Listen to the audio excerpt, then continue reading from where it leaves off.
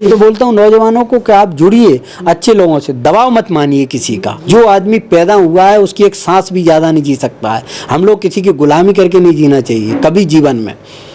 राष्ट्रीय सचिव हैं वर्दी जो ग्रुप आपका चलता है, तो हमारे तमाम फौजी भाई भी इस इंटरव्यू को शायद देख रहे होंगे। एक्चुअली हमारी संस्था ने अग्निवीर के खिलाफ सुप्रीम कोर्ट हाई कोर्ट में आवेदन लगे हुए हैं। जो हमारा 10% एक्स सर्विसमैनों का आरक्षण खत्म किया था मध्य सरकार ने, उसके खिलाफ हम हाई कोर्ट जबलपुर में लड़ रहे हैं केस। आपने बताया कि राजनीति में भी जाएंगे, तो क्या 2028 में मैदान में आ सकते हैं क्या? बिल्कुल आ सकते हैं। विधानसभा कौन सी होगी? महंगा क्षेत्र से भी आ सकता हूँ। आप टक्कर ले पाएंगे लगता है? आज के मैं तो नहीं समझता हूँ कि किसी से कोई टक्कर लेना बड़ी चीज है। नहीं पता है वो विधायक बने बैठे, मंत्रियों को मंत्री का फुल फॉर्म नहीं पता है। अगर हम चुनाव लड़ेंगे और जीतेंगे। अदालत न्यूज़ से मैं हूँ राजा भैया पाल। मैं इस समय भोपाल में हूँ, जहाँ हमारे बीच में चंबल की एक ऐसी शख्सियत जो चंबल से निकले और देश की सेवा में तमाम पदों पर रहे, और हमारे साथ जुड़ रहे हैं APTC के डायरेक्टर हैं होम सिंह बघेल जी से बात कराएंगे। और आज हम जानेंगे उनके जीवन काल, उनका इतिहास और किस तरीके से वो आज हजारों युवाओं के मोटिवेशन है और उनको देश सेवा के लिए प्रेरित करते हैं। स्वागत है हमारे चैनल पर होम सिंह बघेल जी आपका। सबसे पहले तो आपको राजा भैया जी थैंक यू और वेलकम करता हूं कि भोपाल में आप चंबल से आके भोपाल में आए, इसके लिए आपका बहुत बहुत स्वागत है जी। Thank you. हमारे दर्शक सबसे पहले आपको जानना चाहते हैं कि आप किन किन पदों पर रहे, क्या आपका इंट्रोडक्शन है? राजा भैया मेरा बहुत संघर्षशील लाइफ से मैं निकला हूँ, और मेरे जीवन का मतलब एक ऐसा है कि जहाँ पे मैंने अपनी पूरी लड़ाई अपने विचारों के अनुकूल लड़ा और आखिरी दम तक उसमें मैं सफल भी हुआ। तो इसी के विषय पे सबसे पहले तो मैं आर्मी में जाने से पहले 2-3 जगह का मैं भर्ती हुआ था। 3 जगह के मेरे जॉइन लेटर आए थे। मैं TT में हुआ था, पुलिस में हुआ था और आर्मी में। तो मैंने आर्मी को सिलेक्ट किया, मैं आर्मी में ज्वाइन हुआ।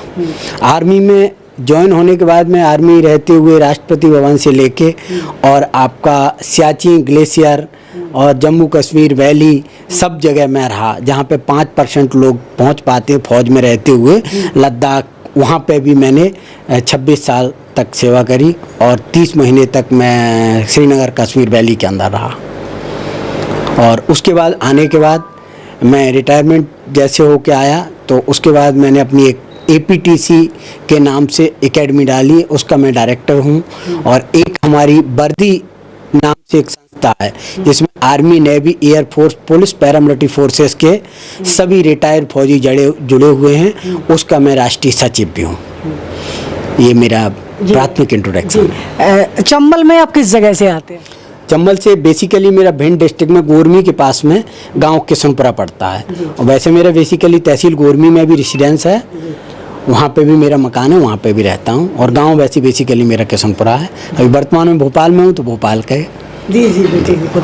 तो जिस तरीके से आप युवाओं को मोटिवेशन देते हैं देश से सेवा के लिए, आर्मी और BSF और भी जो टेक्निकल लाइनें हैं नेवी में, तो किस तरीके से उनको तैयार करते हैं आप? सबसे पहले तो आर्मी, नेवी, एयर फोर्स के अंदर अग्निवीर योजना लागू होने से हमारे देश के नौजवानों को बहुत बड़ा घाटा हुआ है। इससे क्या है कि हमारे 70% लोग आर्मी में जाने के लिए अभी दूर होने लगे। बेसिकली हमारे यहाँ क्या होता था, आर्मी, नेवी, एयर फोर्स की, पुलिस की हम सब की तैयारी कराते थे। तो जो ट्रेडिशन रहता है, जो आर्मी का भर्ती होने की प्रक्रिया होती है, उन्हीं असूलों पे हम 100% अपने यहाँ फॉलो कराते थे एक जवान को, और उसको ट्रेंड करके हम भर्ती के लिए भेजते थे। तो मेरे ख्याल से 80 से 85% तक मेरा यहाँ का APTC का सिलेक्शन रेट रहा है। जी ये आपके माध्यम से ये भी है सुझाव है कि ये इंटरव्यू जो लोग मेरा देख रहे हैं उनके लिए भी है कि कानून का हक पहचानो। आप कब तक नेताओं की गुलामी करते रहोगे? आप कब तक लोगों के पीछे पीछे घूमते रहोगे? आप खुद सक्षम हो, एजुकेशन पे ध्यान दो। आया मेरे पास अभी एक फ़ोन आया था परसों ही कि हमारे को ऐसे ऐसे कुछ लोगों ने वहाँ हमला कर दिया है, FIR थाने में नहीं हो रही है। थाने में वो गया, थाने में FIR उसको कराने के लिए गया, एक आवेदन लिया, तो मैंने बोला उससे आप रिसिप्ट ले लो, आपके पास बहुत सारे ऑप्शन बचे हुए हैं। अगर टीआई आपकी नहीं सुन रहा है, उसके अलावा आप एसपी पे जाइए। अगर एसपी भी नहीं सुन रहा है, आप आईजी के पास जाइए, डीआईजी के पास जाइए। उसके बाद भी अगर कोई नहीं सुनता है, क्योंकि आजकल नेतागिरी इतनी इन्वॉल्व है कि लोगों की सुनाई नहीं होती है। दूसरा, उसके बाद आपके पास दरवाजे खुले हुए हैं, आप भोपाल आइए और मुख्य सचिव के यहाँ आवेदन दीजिए, आपकी सुनाई होगी। और सुनाई होगी, उसमें आपका एक्शन होगा। एसपी को एफआईआर करना पड़ेगी, उसकी जांच होगी। लेकिन आपको धैर्य रखना पड़ेगा। आप यही सोच के रह जाओगे कि चलो मेरे ऊपर हमला कर दिया, कुछ नहीं है, मैं देख लूंगा, तो कल को दूसरे के ऊपर होगा, तीसरे के ऊपर होगा, ऐसे अत्याचार होते रहेंगे, बढ़ते रहेंगे। तो ये मेरा समाज के लिए और पिछड़ा दल तो भी सबके लिए मेरा यही सुझाव है कि आप लोगों के ऊपर कोई अत्याचार कर रहा है तो उसका कानूनी कार्रवाई बहुत लंबी प्रक्रिया होती है, उसमें आप लड़िए आके, उसमें आपको सफलता मिलेगी। बिल्कुल, ये मेरा सोशल वर्क का जी जी। होम सिंह जी, जिस तरीके से हम देखते हैं कि लोग गांव में अन्याय अत्याचार को सह लेते हैं, नेताओं के चक्कर लगाते हैं, उन्हें इंसाफ नहीं मिलता, ना तो नेताओं के मिलता है ना प्रशासन के मिलता, कहीं ना कहीं एक राजनीतिक दबाव भी रहता है। तो कहीं ना कहीं उनको अब अच्छे लॉ की जानकारी लेकर के, आज कानून की जानकारी लेकर के अंतिम सांस तक लड़ना चाहिए। बिल्कुल बिल्कुल। लॉ की जानकारी तो चलो हमें 1-2% लोगों को रहती है, लेकिन जो हमारे जानकार लोग हैं उनसे लेना चाहिए हमें। लेकिन हमें लॉ से पहुंचने से पहले हमारे पास बहुत सारे ऑप्शन खुले हुए हैं। अगर कहीं से कोई सुनवाई नहीं होती, आप सारे प्रूफ इकट्ठे कर उसके खिलाफ कि भाई हमें ये किया है इसने, उसके बाद आप कहीं नहीं जाता है, तब कोर्ट में जाइए वकील के थ्रू। आपको पूरे रास्ता मिलेंगे खुले हुए, आपको हर जगह आपकी मदद होगी। और इससे क्या होगा कि लोग जो दबे कुचले लोग हैं उनको आगे आने का मौका मिलेगा। जैसे हमारे ग्वालियर चंबल में ज़्यादातर अपना हर जगह जातवाद हावी है, तो बहुत सारे लोग ऐसे हैं कि वो अपने जात का समर्थन करेंगे, ना कि आपका। वोट के टाइम पे आपके दरवाजे पे आके खड़े हो जाएंगे कि आप हमें वोट दो, आप ही हमारे मालिक हो, हाथ जोड़ेंगे, पैर छुएंगे। लेकिन जब आपकी कहीं गांठ फंसी आएगी तो वो साइड में होकर दूर होकर आपको फंसाएगा। ये मैंने ग्राउंड में देखा है। मैं 2021 में 95 गांव में विलेज गया, भिंड जिले के अंदर महंगा क्षेत्र के अंदर, तो मैंने कई गांव ऐसे देखे हैं, आदिवासियों से भी गई गुजरी हालत है उनकी। लाइटें, अपनी महिलाएं पानी के ट्यूबवेल, पानी पे से रस्सी से खींच खींच के पानी भर रही हैं आज भी। एक रनूपुरा गांव है, उसके पास खोड़पुरा है, खोड़ है छोटा सा, वहाँ पे मेरे ख्याल से 1 किलोमीटर का रोड का रास्ता होगा। वहाँ लोग 1 किलोमीटर के अंदर पूरी बरसात में इतने परेशान होते हैं। मैंने उस लेटर को मुख्य सचिव के लिए लिखा था ले आके, तो वहाँ से जब रिप्लाई गई तो उस वर्तमान सरपंच ने कहा कि हम इस काम को करवा रहे हैं, लेकिन आज तक वो हुआ नहीं। काम शुरू हुआ और ख़त्म हो गया। ऐसे एक सोटरूपुरा गाँव है, सोटरूपुरा के अंदर 70 साल आज़ादी के बाद लाइट नहीं थी। जब मैंने वहाँ सर्वे किया, गाँव के अंदर लाइट नहीं है, तो लेटर में मैंने मुख्य सचिव को वो भी दिया। तो जब दिया तो जो वर्तमान के वहाँ के मंत्री थे, वो मंत्री पहुँच गए उपचुनाव में कि आप हमें वोट दो, हम आपकी लाइट दिलवाएंगे। तो वहाँ पे लोगों ने क्या, ठीक है हम आपको सपोर्ट करेंगे। तो लाइट के खंभे तो गड़ गए, लेकिन मुझे लग रहा है लाइट आज तक नहीं डली है। मुझे लग रहा है दोबारा मुझे जाना पड़ेगा जब वो लाइट डलेगी। तो बोलता हूँ नौजवानों को कि आप जुड़िए अच्छे लोगों से, दबाव मत मानिए किसी का। मेरा ये आखिरी सुझाव है, लोगों के लिए किसी के दबाव मत आइए। जो आदमी पैदा हुआ है उसकी एक सांस भी ज़्यादा नहीं जी सकता है। हम लोग किसी की गुलामी करके नहीं जीना चाहिए कभी जीवन में। और मैं तो यही कहूँगा कि मेरे अंदर यही है, मैंने देखा है कि मैं जो कहता हूँ वो करता हूँ, और जीवन में कभी किसी का दबाव नहीं मानता हूँ, और दबाव किसी को भी नहीं मानना चाहिए। सामने आएगा वो होगा, वो देखा जाएगा। बिल्कुल जी जी जी। तो कहीं ना कहीं ये चंबल का पानी है आपका, वो बोल रहा है।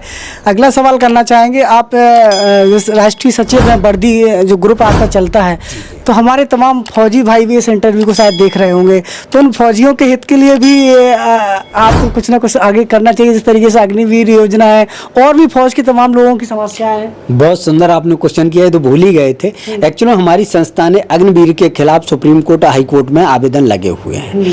जो हमारा 10% एक्स सर्विसमैनों का आरक्षण खत्म किया था मध्य प्रदेश सरकार ने, उसके खिलाफ हम हाई कोर्ट जबलपुर में लड़ रहे हैं केस, वो हमारा है। अभी हमारे पास मध्य प्रदेश के जितने रिटायर्ड फौजी हैं, किसी की कोई प्रॉब्लम होती है तो हमारे पास आता है, उसकी हम लड़ाई लड़ते हैं। हमारे जनरल साहब पक्का एसपी, कलेक्टर, आईजी, डीआई से बात करते हैं।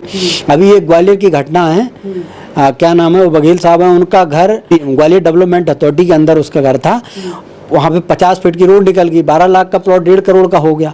वहाँ पे गुंडे लफंगों ने उनका घर तोड़वा के और मलबा भर के उसका पूरा कर दिया। वो हमारे पता चला तो हमारे पास आए, उसका हमने ग्वालियर गए, हम एसपी से मिले और वहाँ के सीओ से मिले और उनसे कहा कि पूरी प्रक्रिया समझी, उसकी हमने मदद करी पूरी।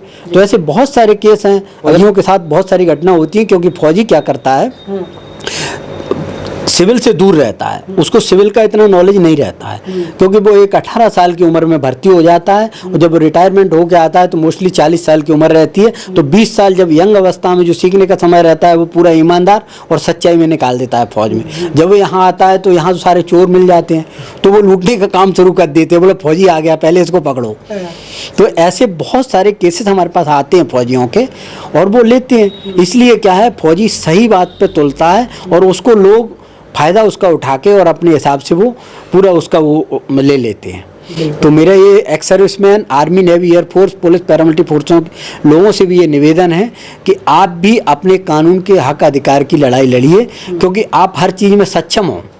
आपने देश की सेवा करी है तो आप हर प्रकार की लड़ाई जानते हो। जो देश की सेवा कर लेता है, जो पाकिस्तानियों से लड़ लेता है, वो यहाँ नॉर्मल आदमियों के लिए कोई बड़ी चीज़ नहीं है। उनसे भी हम लड़ सकते हैं और हमें आगे राजनीति में भी आना चाहिए और अपने हक अधिकार को भी समझना चाहिए। आप राष्ट्रपति भवन में भी रहे तो क्या जिम्मेदारी थी आप? मैं दिल्ली में था, हमारे एक एडीसी थे चोपड़ा साहब, उनका मैं पीए था। एपीजे अब्दुल कलाम के टाइम में राष्ट्रपति भवन में मैं रहा था। उस वक्त में मैं जेडीसी के उनका पीए का काम करता था। जिस तरीके से आपने बताया कि राजनीति में भी जाएंगे, तो क्या 2028 में मैदान में आ सकते हैं क्या? बिल्कुल आ सकते हैं, बिल्कुल आ सकते हैं, राजनीति में आएंगे और बड़े धड़ंगे से आएंगे। राज भैया जी आपको भी बुलाएंगे पक्का। विधानसभा कौन सी होगी? अब विधानसभा का हम चुनाव कर लेंगे। बेसिकली महंगाव क्षेत्र मेरा पड़ता है तो मैं महंगाव क्षेत्र से भी आ सकता हूँ। फिर 230 विधानसभाओं में से कहीं भी आ सकते हैं। जहाँ भी हम रह रहे हैं हमें लगेगा कि हमारी विधानसभा है, वहाँ से आ सकते हैं। तो लेकिन आप टक्कर ले पाएंगे लगता है? आज के मैं तो नहीं समझता हूँ कि किसी से कोई टक्कर लेना बड़ी चीज़ है। किसी के सामने कोई भी ऐसी चीज़ नहीं है जो हम किसी से कमजोर हैं। हमने ऐसे ऐसे विधायक देखे हैं जिनको बोलना तक नहीं आता है, जिनको ABCD नहीं पता है, वो विधायक बने बैठे। मंत्रियों को मंत्री का फुल फॉर्म नहीं पता है, उनको पूछो भाई ड्यूटी जो मंत्री, तो उसके कैपिटल मिनिस्टर की तो पता नहीं होगा। ऐसे ऐसे मंत्री हैं, तो हम तो बहुत कुछ जानते हैं, हम क्यों नहीं टक्कर दे पाएंगे। जनता हमारे साथ रहेगी तो हम जनता के साथ रहेंगे और पूरा बाकायदा हम चुनाव लड़ेंगे और जीतेंगे। तो होम सिंह बघेल जी ने संकेत दे दिए हैं कि वो 2028 में चुनाव मैदान में आ सकते हैं और आएंगे तो जीतेंगे भी। अब ये 2028 का इंतजार करना होगा फिलहाल अभी हमें। और आपको यह इंटरव्यू आपको कैसा लगा हमें लिखिएगा। और होम सिंह बघेल जी एक दिलेर व्यक्ति हैं और चंबल का पानी है तो उबाल तो रहता ही है। और फिर भी आपके कोई सवाल हो तो कमेंट बॉक्स में लिखिए। अगली मुलाकात में फिर उनसे जुड़ेंगे, तब तक के लिए नमस्कार, धन्यवाद, बहुत बहुत धन्यवाद हमारे साथ बात करने के लिए।